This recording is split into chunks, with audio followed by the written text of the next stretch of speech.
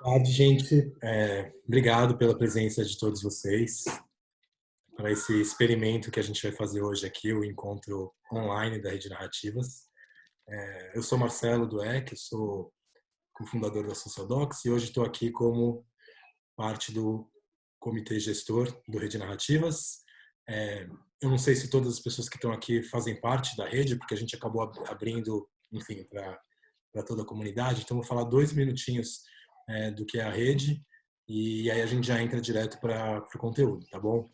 Bom, a Rede Narrativas é um grupo formado por comunicadores do setor social, projetos de impacto, terceiro setor, e a gente trabalha pelo fortalecimento dessa comunidade, pelo fortalecimento da comunicação no terceiro setor.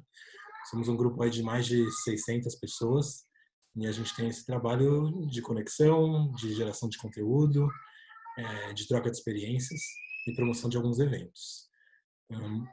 A gente tem mais algumas pessoas aqui, membros da Narrativas, então tomara que todos estejam aqui com o vídeo. Então tá aqui a Roberta, a Fernanda, a Giovana, a Andrea. A Roberta é a pessoa que vai me ajudar na moderação aí, principalmente no chat, organizar essas conversas que forem rolando.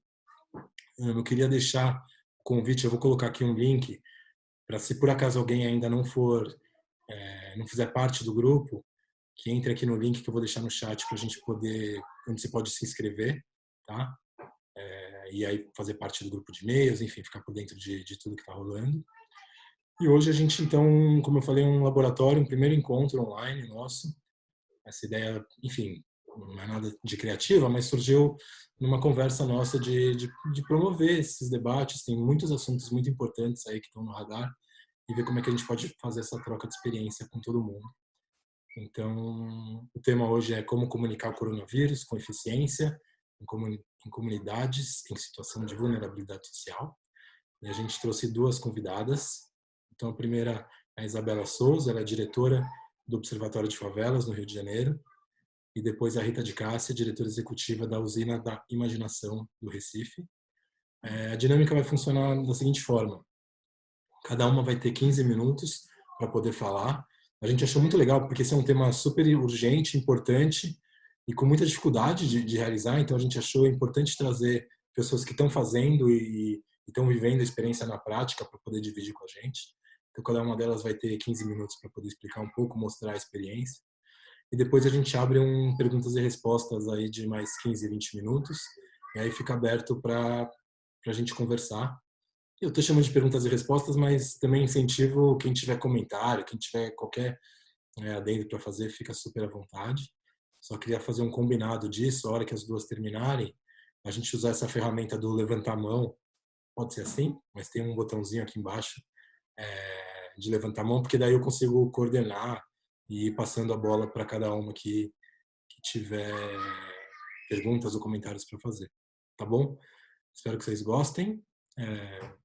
E aproveitem a experiência aí. Já vou passar a bola então direto para a Isabela, que vai começar a falar sobre a experiência dela no Observatório de Favelas. Oi, gente. Boa tarde para todas, para todos, para todas. Eu sou Isabela Souza, eu sou diretora do Observatório de Favelas. O Observatório de Favelas é uma organização da sociedade civil, a nossa sede fica na Maré, aqui no Rio de Janeiro, mas a gente tem atuação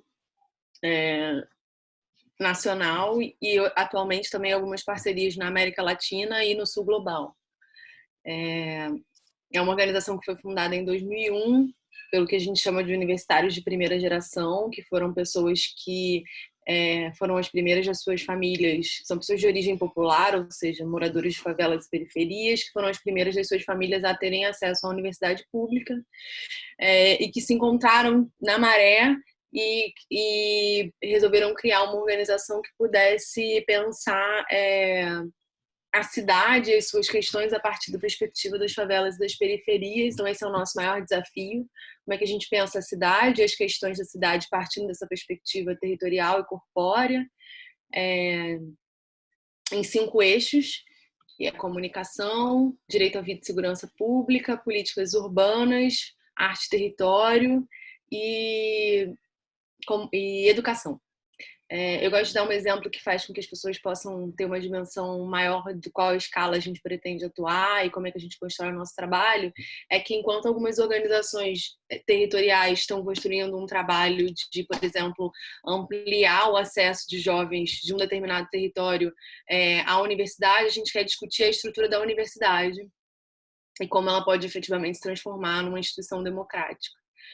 Foi a partir dessa provocação que a gente criou o nosso primeiro e um dos maiores projetos, que é o Conexões de Saberes, que pensava não só que pensava justamente a permanência dos jovens de origem popular na universidade. Isso significa, claro, recurso, grana, para que essas pessoas possam estar nesse lugar, mas também um conjunto de estratégias para que, além de estar na universidade, essas pessoas sejam incentivadas a produzir conhecimento a partir da perspectiva territorial e corpórea que elas trazem consigo. E esse projeto se chama Conexões de Saberes, a gente implantou em 33 universidades federais. Até hoje, mesmo com todas as mudanças, aí, ele é uma política do MEC, que a gente ajudou a implantar, com algumas reduções e sucateamentos. Esse é um exemplo, por exemplo, de trabalho no campo da educação. A gente criou também um índice para mapear a violência letal de adolescentes e jovens em favelas. A gente criou ele a partir de uma experiência que a gente teve de acompanhar trajetórias de jovens no tráfico durante 1 ano e meio, e durante esse período de 290 morreram. E aí a gente falou, aí tem uma questão, a partir disso a gente criou o índice, e a partir do índice o manual, que a gente também implantou em 16 regiões metropolitanas do Brasil, e a estratégia era o município que quiser lidar com essa questão, ele tem um índice para poder mapear exatamente do que se trata, e a partir disso todo um manual com uma proposta de como enfrentar efetivamente essa letalidade. Então esse é um exemplo, por exemplo, no campo do direito à vida e segurança pública. Enfim, aí dentro de todos os outros campos, esses foram os 2 campos que a gente pensou inicialmente, assim, enquanto organização, porque quando se pensa em favela e periferia, tem 2 questões que são muito latentes do ponto de vista da desigualdade, né? Uma é efetivamente o acesso à educação de qualidade, e a outra é realmente a questão da segurança pública e do direito à segurança pública, que muitas vezes é negado. Então, esses são 2 exemplos que são contundentes dentro desses 2 campos. Mas como o nosso interesse era disputar a cidade, a gente rapidamente, assim, mais ou menos no segundo, no terceiro ano, a gente começou a criar projetos também no campo da comunicação e da arte, justamente com a perspectiva de construir narrativas que pudessem falar da cidade a partir da perspectiva territorial que a gente atua, né? Então, a comunicação e a arte sempre entraram muito como possibilidades mesmo de disputas de narrativas a partir de estéticas diversas, assim, não falando só a partir da tradição da escrita e da fala acadêmica, mas construindo realmente formas de existirem outras estéticas que fizessem a disputa, né? Então, e políticas urbanas, que é o 5º eixo, é um pouco a grande costura de tudo isso, né? Assim, a gente faz tudo isso assim porque a gente quer realmente disputar outras políticas urbanas para as nossas cidades. Então, assim, é um pouco essa a história da nossa organização. Hoje nós somos mais ou menos 35 pessoas, e a gente tem projetos dentro desses eixos. A nossa sede fica na Maré. Na Maré também a gente é gestor de um equipamento de arte chamado Galpão Bela Maré. E a gente também é co-gestor com a Prefeitura do Rio de Janeiro de uma arena carioca, que é um equipamento de cultura municipal aqui do Rio de Janeiro. Eu sou Isabela, nasci e cresci na Maré, tenho 29 anos, trabalho no Observatório desde 2011 e desde 2016 eu estou na diretoria. E aí, assim, um pouco em frente a pandemia e tudo que ela vem representando de desafio aqui no Brasil, a gente se colocou a pergunta dentro da nossa missão, que é construir experiências, projetos e ações que possam pactar políticas públicas a partir da perspectiva das favelas e periferias e tal. Como é que a gente ajuda nesse processo de enfrentamento, efetivamente, e respondendo a esse grande chamado desde o princípio, que era o achatamento da curva, né? Assim, essa era a minha principal mensagem, né? Então, diante dessa mensagem e tendo em vista essa nossa missão, a gente construiu uma primeira estratégia, que é a mais óbvia, que foi a desocupação quase que integral da nossa sede. E a segunda foi no campo da comunicação, a partir de uma identificação nossa de que já tem uma galera produzindo comunicação comunitária com muita contundência no Brasil nesse momento. Assim, a gente valoriza e endossa esse esforço, e que opera muito num campo mesmo fundamental, que é o da denúncia. Quer dizer, olha, não tem água nessa favela, sem as escolas não tem condições das pessoas, das famílias manterem a alimentação e tal. Então, essa era uma coisa, assim, tem um reconhecimento disso. E o segundo reconhecimento, que é muito importante, é que muitas vezes a mídia hegemônica desconsidera as especificidades territoriais. E quando eu estou falando territoriais, estou falando geográficas, estou falando sociais, estou falando corporais, estou falando, enfim, tentando aqui sintetizar todas as especificidades do que, enfim, talvez desse conta de uma síntese do que poderia ser moradoras e moradores de favelas e periferias, né? E aí, dentro dessas duas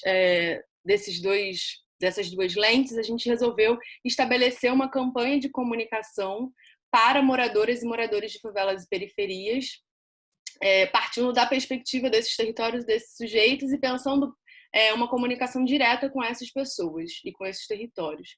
Como é que a gente faz isso? A gente se reúne regularmente, a gente estabeleceu um grupo de trabalho dentro do observatório, que é mais ou menos de 10 pessoas, então tem toda a equipe de comunicação, que são 4, 5 pessoas, e as outras 5 pessoas são jovens, moradores de favelas ou de periferias, de território diferente do Rio de Janeiro. Então tem gente da Baixada, tem gente da Zona Norte, tem gente da Maré, tem gente de, enfim, uma diversidade, assim, do ponto de vista da territorialidade. E aí, regularmente, esse GT se reúne com um especialista para pensar uma questão específica. Então, por exemplo, lavagem das mãos foi o primeiro tema, e a gente, no campo da saúde, a gente tem tido uma parceria contínua com a escola de enfermagem do UFRJ. Então, eles colocaram uma professora meio que à disposição desse diálogo com a gente. E a gente ficou numa conversa de 2 horas até chegar em fórmulas possíveis de moradores de favelas e periferias serem considerados durante essa, né, no contexto dessa narrativa de lavagem regular das mãos. E aí a gente faz essa conversa. A partir da conversa, o GT se reúne sem um especialista e pensa conteúdo para desdobrar em uma peça gráfica, um áudio e um áudio. Tipo, inicialmente a estratégia era essa, um meme e um áudio, pensando que a principal rede social das favelas e periferias é o WhatsApp. Então, a gente se reúne regularmente e tem esse desafio. A partir do, mais ou menos, terceiro dia de campanha, a campanha hoje está no dia 19. A gente começou em 19 de outubro, tô doida, 19 de março, e hoje ela tá fazendo 19 dias. Tem dias que não rola, a gente não conta dias corridos, a gente conta dias de ação mesmo. Então hoje a gente entrega a 19ª ação da campanha. A partir mais ou menos do terceiro dia, a gente conseguiu uma parceria com uma produtora chamada A Madre, que é de São Paulo, inclusive, eles fazem animação, e esses vídeos e esses áudios estão se transformando num produto só, que é um produto audiovisual. Então a campanha ganhou ainda esse upgrade aí, essa possibilidade de também ter um formato de vídeo. E aí a estratégia é, todo dia que a gente faz produto, a gente manda para uma grande lista de transmissão de WhatsApp, que é nossa e das nossas redes. Isso inclui uma galera da saúde, uma galera da educação, nessa perspectiva principalmente do Rio de Janeiro metropolitano. Então vai sempre o meme e o áudio.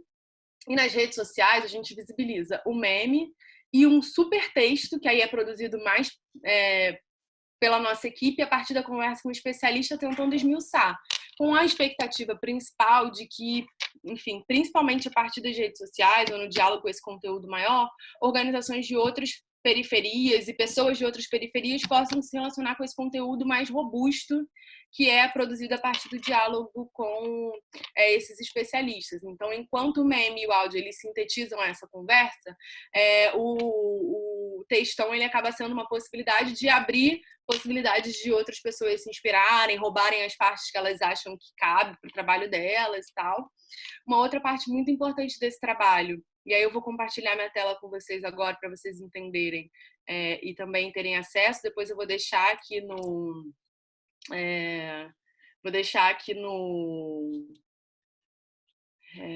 vou deixar aqui no chat para também quem quiser usar, é que a gente acredita que esse trabalho ele tem principalmente a função de... Vocês estão vendo essa tela aqui, onde tem uma nota?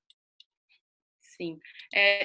Ela tem realmente a função de chegar em cada vez mais pessoas e a gente quer que isso seja cada vez mais público mesmo, tanto para que quem quiser use, quanto para que as pessoas se inspirem. Então, a gente criou um drive onde todos esses materiais estão disponíveis. E aí eu vou abrir uma aqui só para vocês verem. Eu ainda tenho 6 minutos, então acho que dá para abrir um ou dois.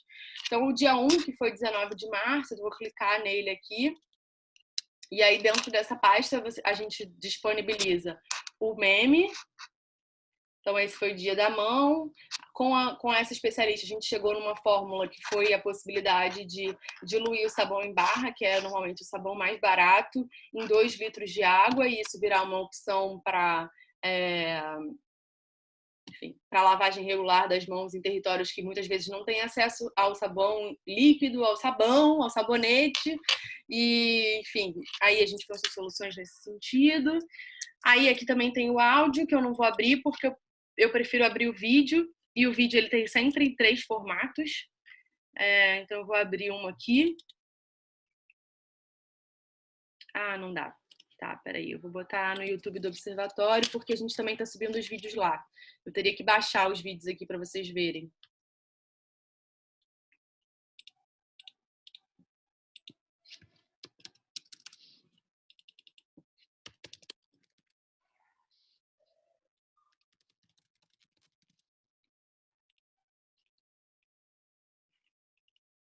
Aproveitando para fazer o jabá aí, para todo mundo se inscrever nos nossos...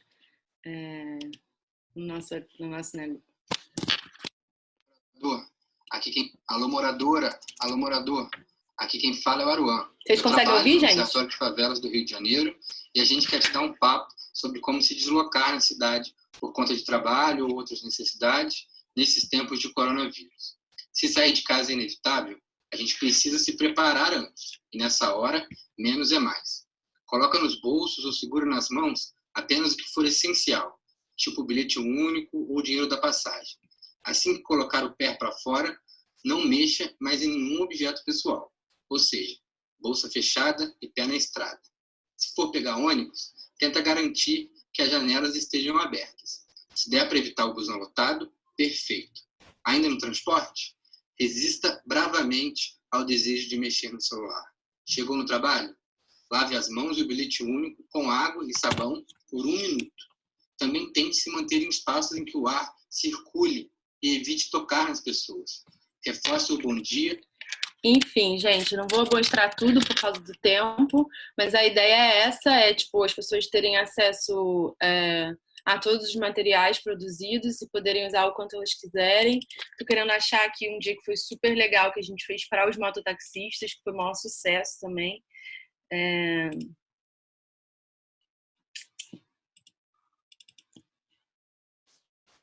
A ideia também foi pensar como a gente poderia criar adaptações para... Ah, esse aqui é legal também. Esse aqui é para a população LGBTQI+. Então, a gente fez uma conversa com a Gilmara Cunha, que é do coletivo Conexão G, que é sede lá na Maré, e pensou, a partir disso, um monte de adaptações das orientações formais para esse público. A gente fez para idosos, a gente fez para crianças, a gente fez para os mototaxistas, a gente fez sobre alimentação, que é esse aqui. E também, a partir de um diálogo com uma mãe moradora da Maré, a gente entendeu que se a gente tivesse alguns vídeos de jogadores de... Na verdade, foi com uma prima minha. Eu estava num sábado conversando com ela, e ela mora no Conjunto Esperança, que é também uma das favelas de Maré, e ela falou, cara, se eu tivesse um vídeo do Felipe Neto falando para o meu filho ficar em casa seria muito mais fácil de eu convencê-lo e tal. E aí a gente começou também uma campanha de mobilização de vídeos, também está disponível no Drive, o link eu vou mandar para vocês. E aí tem um monte de gente, artistas e jogadores de futebol falando. Tem o Abel Braga, tem o Felipe Neto, tem o Lucas Neto, tem o Léo Moura, enfim. Tem a Tereza Cristina, tem a Mãe Loura, que eu não sei como é que é em outros lugares, mas aqui no Rio ela é um fenômeno, assim, do funk. Alguns artistas, um cara que é até jogador da seleção brasileira. Enfim, é isso.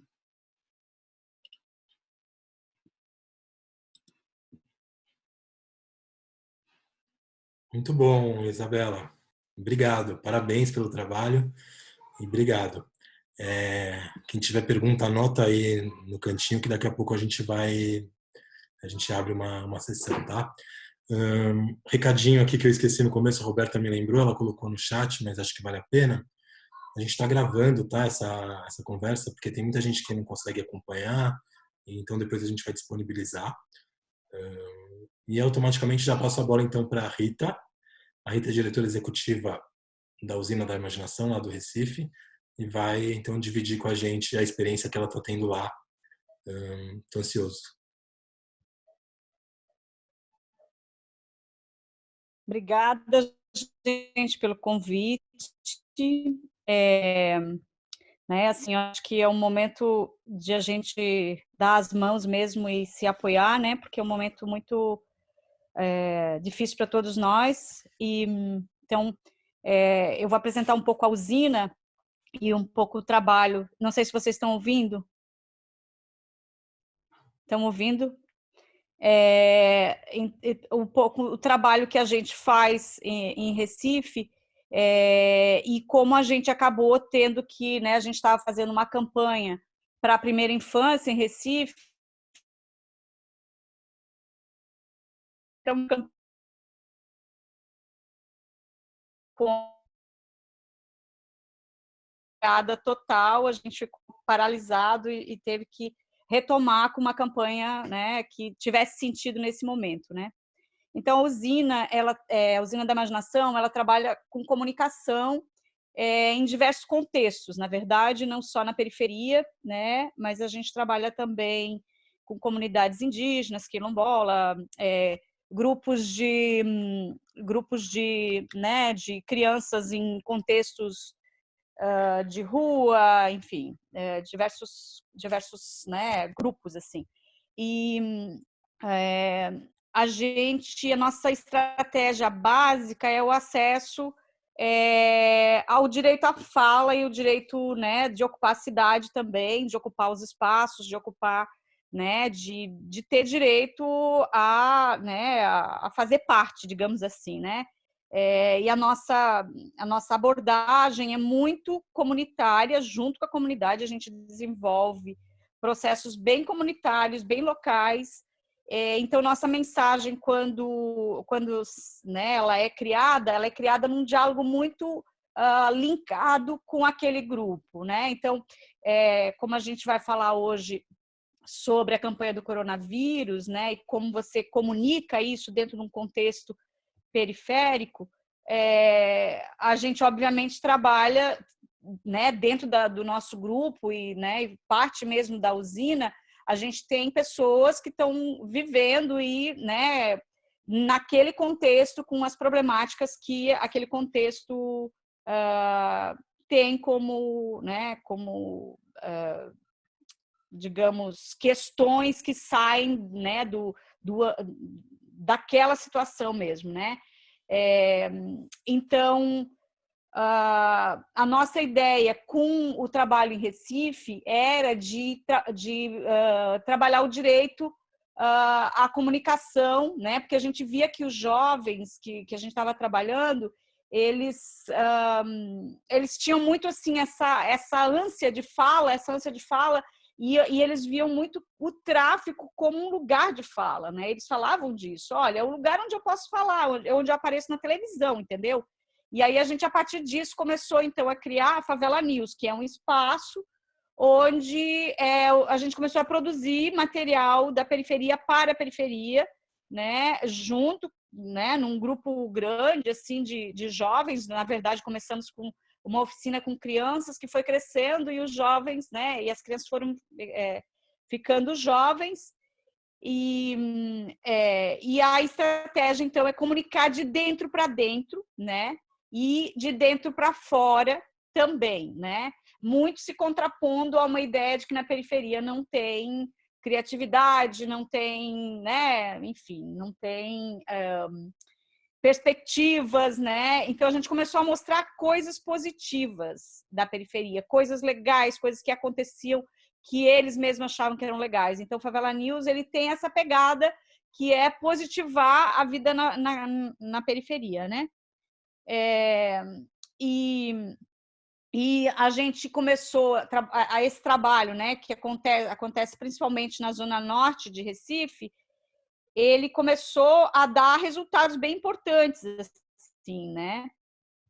A gente trabalhava numa comunidade que tinha muito né, grupos de jovens que estavam no tráfico, e, né, a gente começou a criar modelos internos dentro da comunidade para que os jovens se espelhassem de uma outra forma, né, enfim, num sonho muito mais de cinema, né, de produzir vídeos, de produzir matérias positivas sobre eles mesmos.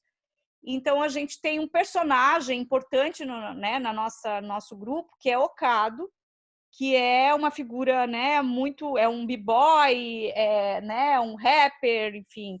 E Ocado começou então né, a servir, a se colocar como uma liderança importante naquela comunidade e ser um modelo, né, aspirado pelos meninos. E isso mudou a comunidade de modo radical, assim, né? Então a gente fez o nosso primeiro filme longa, né? Ocado é o personagem central, né? O nosso desafio era que a gente colocasse aquele grupo de jovens no cinema, né? Então nós levamos eles para o São Luís. A gente fez A Princesa do Beco, Lampião Cromado, e fomos para o São Luís, né? E mostramos o filme no São Luís. E aí abriu um leque gigante, né, para comunicação naquele ambiente, que era um ambiente né, que tinha muitas dificuldades de se pautar e de se colocar, né? Então, essa estratégia, que é uma estratégia de dentro para fora, que a gente faz muito nesse diálogo entre todo mundo, sempre as nossas reuniões são, né, todo mundo trazendo coisas, opinando e tal, é a mesma estratégia que a gente usa para a campanha, né? É uma estratégia que a gente está em diálogo com pessoas que estão, né, que estão sendo chamadas também de dentro da comunidade, ou que fazem parte da comunidade, na verdade. Né, não é a usina, tem como parte integrante, né, algumas pessoas que são da comunidade. E aí a gente discute tudo, né? O grupo, a equipe discute e traz e começa a produzir as peças, né? Então, a primeira peça que a gente produziu foi em parceria e pensando, né? Aqui eu acho que eu vou tentar mostrar aqui. Não sei se tem como compartilhar a tela. Isso aqui para mim é. Deixa eu ver se eu. Alô? Tem um dos botões tá. embaixo, no meio, acho que é o botão do meio, tem compartilhar tela aí. E aí você Espera aí.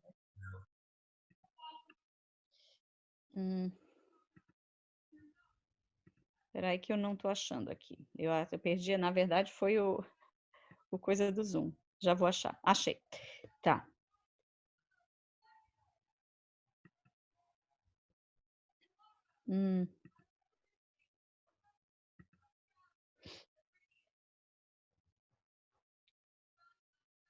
Bom, enfim, eu vou falando porque ele está me abrindo outra coisa aqui que não é ele quer abrir o programa, como eu estou dentro do. Eu só estou enxergando. Alguma coisa aconteceu aqui que diminuiu tudo. Agora consegui, tá. Compartilhar a tela. Compartilhar agora sim, é porque ele tinha fechado. Então, aqui a gente desenvolveu essa, né, essa estratégia. Então, a primeira peça que a gente fez foi essa central de solidariedade, né? Que justamente a ideia de você pensar o que já está sendo feito, porque todo mundo ficou desesperado. Nós estávamos num processo bem assim na rua mesmo, trabalhando com crianças na rua, e a gente desesperou, a gente não pôde fazer mais nada, todo mundo ficou, né, de mãos atadas, todo mundo ficou em casa. E passado 2 semanas nós pensamos, não, a gente tem que dar uma guinada, e começamos a chamar então as pessoas que já estavam fazendo coisas para fazer essa, né, divulgar o que elas já estavam fazendo, né? Então todas as coisas que as pessoas estavam, campanhas e tal, porque periferia tem, né, essa necessidade. Como é que você vai ficar dentro de casa? A primeira coisa, como é que você vai ficar dentro de casa quando você trabalha para comer naquele dia, né? Então acho que é o primeiro ponto, assim, né? Então as campanhas que as pessoas estavam fazendo, e foi aí que eu entrei, né, em diálogo com o pessoal que já estava trabalhando nisso, e foi, acho que, onde eu acabei, né, fazendo parte desse grupo de Zap que está discutindo o corona na periferia, né? A segunda era discutir a questão da gripezinha, né? Isso é uma gripezinha mesmo? Esse mito, né, de que é só uma gripezinha, não vai dar nada, né? Então, poxa, a gente montou, né, uma série de cartões assim que vão explicando, vão falando numa linguagem acessível, porque tudo que chegava na comunidade não batia, né? Não, poxa, a gente não pode ficar em casa, a gente não tem álcool, a gente não tem comida, a gente não tem água, a gente não tem luz, a gente não tem casa direito. Então, porra, bicho, é muita coisa. O pessoal dizia, eles não estão falando para a gente, é só a gente que pega isso, entende? E isso foi desesperando, né? Então, Ocado, né? Aqui a próxima peça, então, é Ocado tentando falar com os homens, com os jovens, que tem muito essa ideia de que eu forte, né? Eu não vou pegar, é só uma gripezinha e tal. Então, a peça que a gente montou aqui é Ocado falando sobre ele em casa, se cuidando para proteger a avó dele, os filhos, enfim, né? Aí o outro que a gente começou não posso ficar em casa. Vocês estão conseguindo ver? Então, né? Tá. Não posso ficar em casa, que é o caso do Sid Clay Fagner, que é um cara que vende ovo e trabalha no dia a dia. Então, é um exemplo de pessoa que não vai ficar em casa porque não tem como ficar em casa, né? Então, o que você pode fazer para diminuir o risco de contrair o vírus, né? Então, a gente discutiu e, né, trabalhou tudo isso, ele está montando agora, né, como é que ele faz, né, para se proteger, e ele está entrevistando também, então ele vai de máscara e tudo mais, vai preparado, entrevista as pessoas para saber como é que elas estão se cuidando quando elas vêm comprar o ovo, né? Então é muito na linha assim, de ponta mesmo, aí tem a questão do SUS também, né? Como fica a fila do SUS, como inchou, então isso todo mundo sabe, que na periferia o acesso à saúde né, é dramático, né? Então, quando fala disso, então as pessoas entendem um pouco melhor, que se já não tem lugar para nós, vai ter muito menos, né? E aí também sobre o uso da máscara, né? A gente está montando isso, como é que usa a máscara adequadamente, qual a situação e tal, que é importante você usar, né? Fazendo mesmo essa campanha para o uso da máscara e também uma campanha para produção local de máscaras, porque uma outra coisa é que a máscara também é inacessível, então a gente tem fazendo essa campanha para que as pessoas dentro da mesmo produzam as máscaras e se protejam, né? Enfim. A próxima seria cuide da sua coroa, que é essa ideia de cuidar mesmo das pessoas mais velhas, né? Vem muito dessa ideia de que amor só de mãe, né? Um pouco essa ideia de que você tem que cuidar dos mais velhos porque eles são fundamentais e tal, né? E a última que a gente que tem aqui, né? A gente tem outras, mas que eu tenho nesse é essa da Iane, que é uma pessoa que trabalhou com a gente bastante tempo e que está numa outra comunidade, né? E que tem muito poder de fala, assim, e de influência também. Então a gente tentou montar as pessoas da gente que são, né, do grupo. Esse pessoal é do nosso grupo, né? Alguns, né, já não estão no dia a dia com a gente, mas são muito próximos e tem uma estratégia coletiva, assim, né, de mudança da comunidade. E aí o próximo passo são artistas locais, né, artistas, pessoas que têm ainda muito na linha, né, do que foi mostrado agora, que é, né, pegar influenciadores mesmo, né, que vão falar sobre a importância, mas pegando de dentro para fora mesmo, quer dizer, pessoas de dentro da comunidade que são reconhecidas, né, na comunidade como artistas e pessoas que eles vão ouvir, né? E eu queria mostrar então aqui, deixa eu ver se eu acho a peça que a gente fez, que o Cado, que a gente já publicou, está mostrando, está fazendo, né? Tá já, digamos assim, que foi a primeira matéria que foi feita. Deixa eu ver. Não é aqui.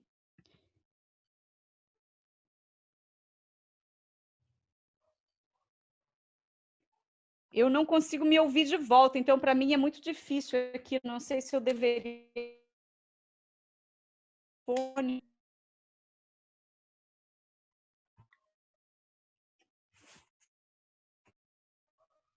Aí eu não sei se vocês estão me ouvindo.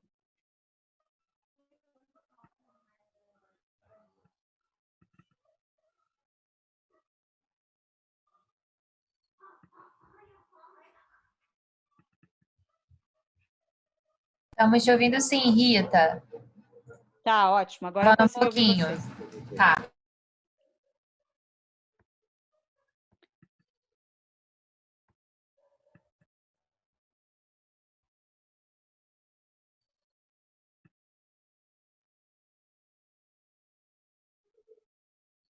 Rita, tá aí?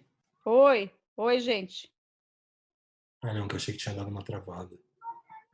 Eu acho que ele não está.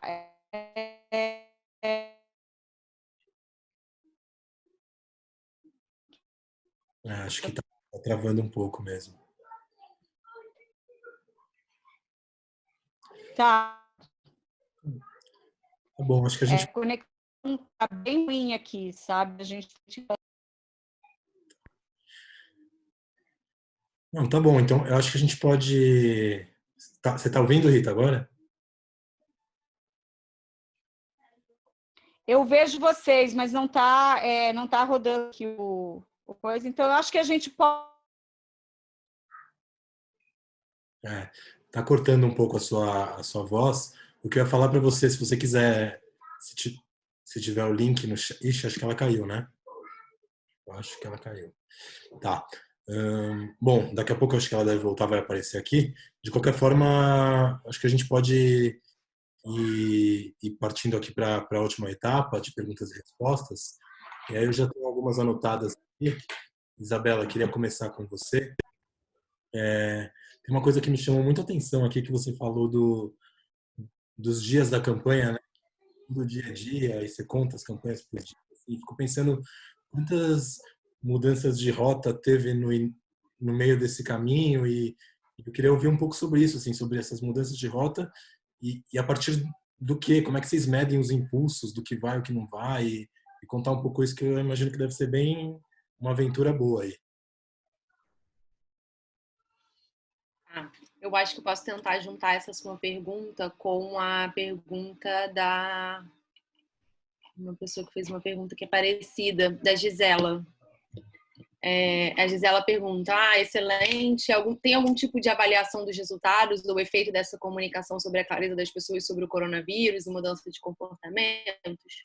Então, em relação às rotas da campanha, eu acho que o que vai garantindo essa nossa escolha é, de fato, a nossa conexão com essa realidade, né? Assim, então, assim, a gente sabia que era muito importante falar sobre lavagem das mãos, por exemplo, e essa acho que foi a pergunta do Hélio, se eu não me engano, da Elô, que é tipo como pensar a lavagem das mãos, por exemplo, em contextos de realidade sem água. Então, assim, a gente sabia que, tipo, no primeiro dia a gente decidiu falar sobre higiene das mãos e esse foi o maior desafio que a gente entregou para o especialista, que era assim, cara, tudo bem, não, álcool em gel não é uma realidade, eu não sei como tá no restante do Brasil, mas assim, aqui no Rio de Janeiro, nem para a classe média álcool em gel é uma realidade, assim, tá super escasso e tá muito caro. E na Maré, especialmente, que é a favela que eu tenho circulado nesse período, de alguma forma, tem uma questão ainda maior, que assim, a gente não tem muita segurança da procedência do álcool em gel por motivos óbvios, né? Assim, porque tá vendendo na rua, mas todo mundo tem um pouco de medo de comprar, porque é camelô e tal. Então, assim, a gente sabia que a gente precisava falar sobre lavagem das mãos de cara. Com essa especialista, Elô, a gente chegou nessa fórmula e aí, assim, essa é uma coisa que também eu acho que a gente pode debater aqui, porque a fórmula que a gente chegou é de incentivar que as pessoas que não têm acesso à água façam a diluição do sabão em barra em 2 litros de água com uma PET e enxaguem a mão com uma outra PET de 2 litros de água. E segundo a professora da UFRJ que fez o cálculo pra gente, se tiver assim, com o tempo é provável que as pessoas consigam fazer até 12 lavagens com 2 litros de água limpa. Ou seja, é bem racionando mesmo, é um cálculo óbvio acadêmico, mas digamos assim que dê para fazer 7 lavagens. E especialmente dentro das realidades de periferias que a gente tem dialogado aqui, que a gente tem acesso, apesar de não haver um acesso regular à água na torneira, as pessoas dão um jeito de ter acesso à água de alguma forma. Eu também acho que é uma coisa importante da gente reconhecer aqui, é o que eu sempre penso em relação a esse momento que a gente está vivendo, é o que mais me dá esperança, assim mesmo, é que eu tenho um forte sentimento, assim, isso é uma coisa individual mesmo, que eu acho que, de alguma forma, eu até partilho no campo da mística com as pessoas que trabalham comigo, um sentimento muito forte de que se tem uma galera que vai ajudar a gente a inventar fórmulas de viver esse momento, é a galera de favela e periferia. Somos nós.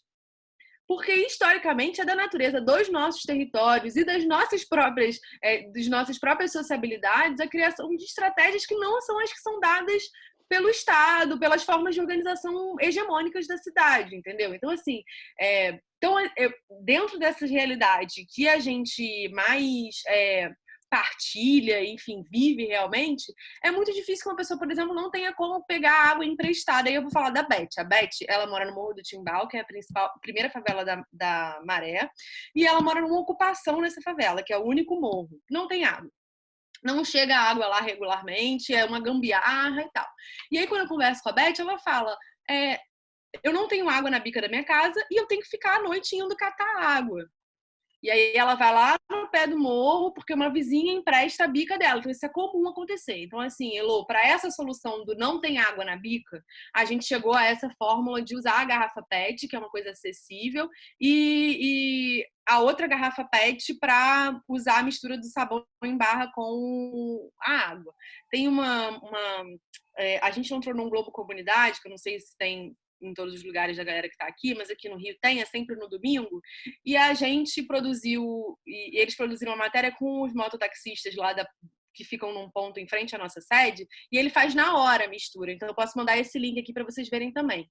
Acho que complementa um pouco essa coisa da mudança de planos, essa coisa da conexão com o território e com as pessoas. Então, assim, para produzir material para mototaxistas, a gente se sentiu provocada a fazer isso a partir de uma publicação de uma galera que eu não vou me lembrar, uma gafe enorme, eu posso mandar depois para todo mundo também, mas é de um coletivo de universitários negros que produziu uma cartilha muito legal. Acho que todo mundo aqui deve ter visto. Eu não estou me lembrando da referência, mas se alguém lembrar, pode mandar aqui no chat, que eu acho super importante falar.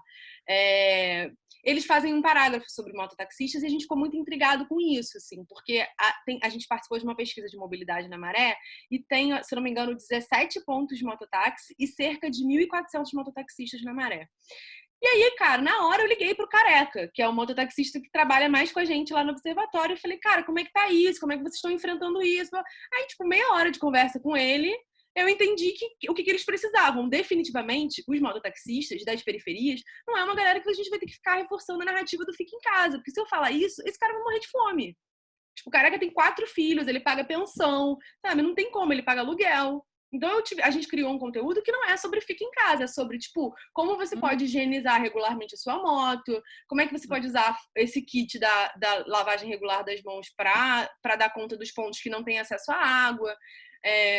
Enfim, uma galera que trabalha, que mora com a gente, mora com idoso e tá com dificuldade tanto de entender como lidar com o idoso, quanto de, tipo, estabelecer a relação afetiva mesmo, porque a gente é muito caloroso e tal, então a gente criou conteúdo para idoso. Para idoso, a estratégia para idoso e para criança. A estratégia é o meme, fala com o público em geral, e o áudio fala com o idoso, com a criança. Então, o áudio da criança é uma criança mesmo contando uma história. Era uma vez, num reino tão distante, um vírus, não sei o que, não sei o que lá. Pegando um gancho da fala da Rita, a gente também produziu conteúdo sobre o uso de máscaras, a gente também produziu esse conteúdo que eu mostrei para vocês um pouquinho, que é o de deslocamentos necessários, a gente produziu de idosos. E no diálogo com a Rita, a partir desse grupo de WhatsApp que a gente tá, eu pedi para roubar, no melhor sentido do termo, a ideia da gripezinha e fazer um debate aqui com o pessoal da saúde do Rio de Janeiro que acompanha a gente, pra gente produzir material sobre isso, sabe? Então, acho que essa coisa da mudança de plano, tipo, toda semana a gente, renda básica, a gente teve que falar sobre auxílio emergencial, e aí a gente teve que produzir 2 vezes conteúdo. Um foi na segunda da semana passada, que era assim, cara, uma chuva de mensagens falando como é que eu vou ter acesso ao dinheiro, como é que eu vou ter acesso ao dinheiro. Então, a gente chamou a Carmela, que é de uma das organizações que está liderando esse processo na sociedade civil, e conversou com ela e a gente entendeu que naquela segunda-feira era muito importante a gente falar para as pessoas, calma, não adianta você ir na lotérica, não adianta você ir na caixa, não adianta lá, era tipo, calma a mensagem. Então a gente produziu um meme e um áudio nesse tom, tipo, vai chegar, por enquanto o que a gente sabe é isso, isso, isso e isso. Só que, cara, na terça lançaram um aplicativo. Aí a gente não produziu na semana passada. À vontade, a mão coça para produzir conteúdo na quarta. Mas o que a gente fez foi, vamos segurar uma semana para ter uma avaliação do aplicativo, o que funciona, o que não funciona. E aí, segunda, a gente produziu de novo, uma semana depois, um conteúdo ajudando as pessoas. Aí eu não sei se é interessante aqui, mas eu acho que a gente precisa falar sobre isso, assim, né? Essa é uma política pública que expressa mais uma vez o quanto o nosso Estado é racista, o quanto o nosso Estado é machista, o quanto o nosso, sabe? Porque tem muita dificuldade de acesso, o quanto o nosso Estado tem... A gente vive ainda um processo de... muito difícil as pessoas terem acesso a esse recurso, as pessoas estão com muita dificuldade e tem muita falha, né? Assim, tipo, então, assim, acho que também esse é um espaço legal pra gente contextualizar isso, assim, tipo, a gente seguiu produzindo conteúdo. No meme, a gente não fala muito da fragilidade absoluta da política pública, mas no textão a gente tenta dar uma descida de lenha no Estado, que é tipo assim, olha, mais uma vez, a gente está falando aqui de um Estado absolutamente antidemocrático, e que dificulta o acesso das pessoas que realmente precisam desse auxílio. Então, enfim, não sei se eu consegui responder. Em relação às avaliações e aos resultados e ao efeito da comunicação, ele vem muito a partir desses retornos mesmo, desse contato cotidiano. E a gente tenta manter, assim, mesmo quem está no GT, tipo, eu trabalho no GT diariamente e eu me responsabilizo por enviar para algumas pessoas justamente para garantir que esse feedback seja comigo, sabe? Assim, não é uma coisa muito distante. Então é isso, tipo, a carada dos vídeos com os artistas foi uma coisa que surgiu numa conversa no horário de folga com a minha prima, que eu entendi, cara, a gente precisa produzir alguma coisa que ajude as mães das favelas a conseguirem segurar os filhos em casa. Então vai muito também muito feedback de organizações pedindo para usar o material ou se inspirar. Então acho que é isso que faz com que a gente pense que está funcionando. Eu acho que é isso.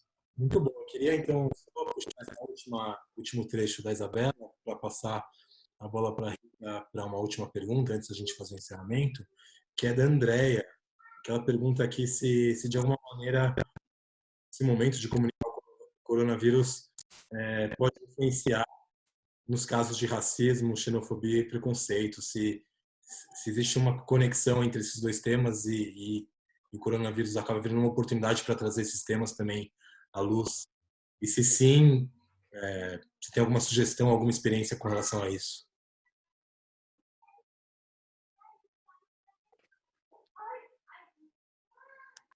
Sou eu que falo agora? Se puder, dividir um pouco. Tá. Então, eu acho que não tem a anterior, né?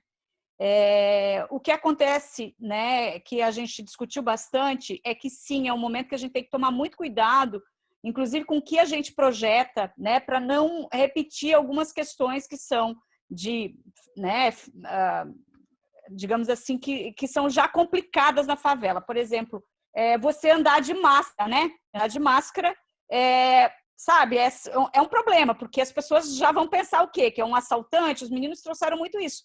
Cara, como é que a gente vai usar máscara, sabe? É um negócio forte, assim, você é negro, periférico, né? Tem já, né, toda uma questão aí, né, que já é complicada, ou então, né, você é mulher já, né, essa coisa de ficar em casa, né, esse papo assim de como é que você vai acessar esse universo, digamos, né, do cuidado nesse momento, né? Quem que fica em casa? A mulher que fica em casa, né? As meninas estavam dizendo, porra, os caras, eles acham que eles podem ir para a rua a qualquer hora, eles não cuidam, eles não estão nem aí, porque eles são homens, eles são fortes e tal. Então, essas questões são bem importantes, assim, para, inclusive, a gente não reforçar esses estereótipos, né, que são próprios daquele contexto, né? E aí é complexo, porque, embora eu acho que tenha uma questão que vai perpassar Rio de Janeiro, né, e Recife, enfim, todas as favelas, né, do Brasil, mas tem também especificidades locais que são importantes, né, que a gente também não pode passar por cima. Então, eu acho que esse é o grande desafio, assim, de a gente estar bem alerta, né, e tentando dialogar o máximo possível. E aí, gente, eu acho que é importante os feedbacks mesmo, assim, né, de quem está olhando a campanha, e a gente está sempre dialogando também com as pessoas, para que a gente não incorra em erros que são, sabe, problemáticos, assim, de reforçar esses né, estereótipos e esses preconceitos, racismo, enfim, né? Então, acho que é momento, sim, de discutir isso, né? Inclusive, a gente uma das coisas que aconteceu com a gente é que eles colocaram, né, um Bolsonaro genocida, e aí entrou num debate, uma divisão assim gigante numa das postagens que a gente fez. E aí eu falei para a menina, olha, eu acho que não é momento de a gente postar isso agora, porque o momento não é essa divisão, né? O momento é outro, vamos tentar não entrar nesse debate, que é um debate que não tem fim, né, gente?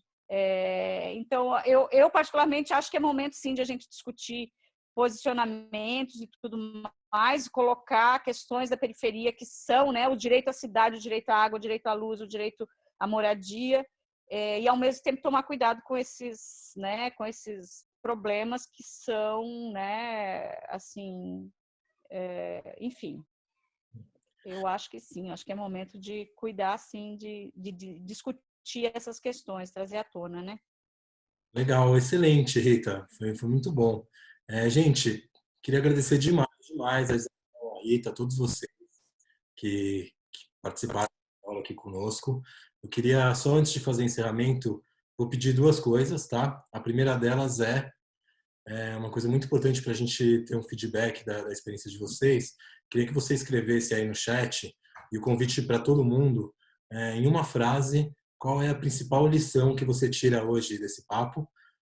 Uma frase curta, mas com uma lição importante que você está levando agora. Então, um minutinho para que todo mundo possa escrever aí, quem quiser, por favor.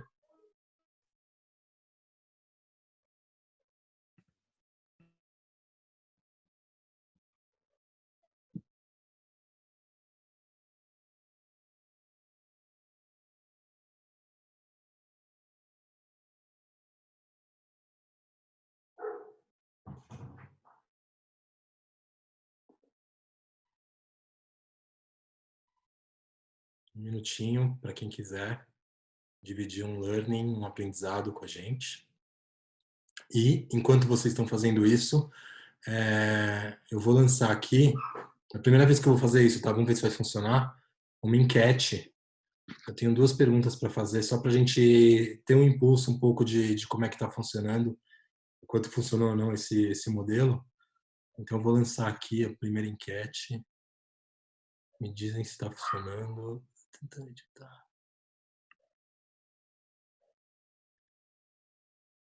Aí, 1 minuto para a galera abrir e responder aí. Quem já respondeu pode voltar para o chat, pode ir para enquete, para o chat, é multimídia o negócio.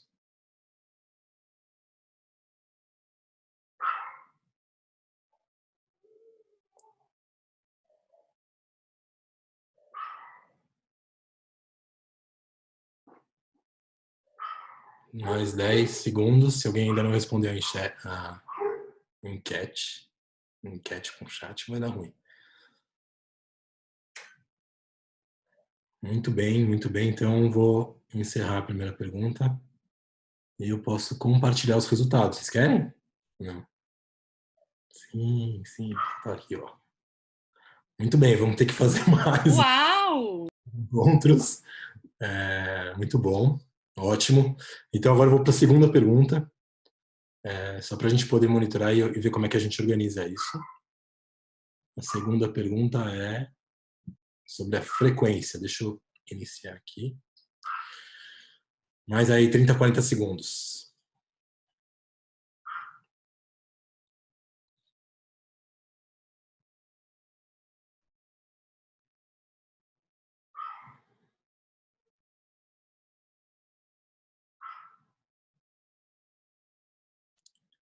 Quase todo mundo votou. 10 segundinhos.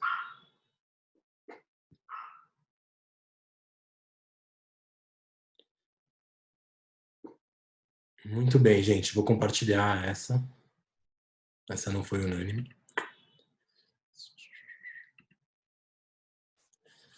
Aí, quinzenalmente, acho que a gente pode propor. Então, quem não está ainda, quem por acaso não faz parte do grupo da Rede Narrativas, vou deixar aqui de novo. Se alguém puder deixar das meninas o link para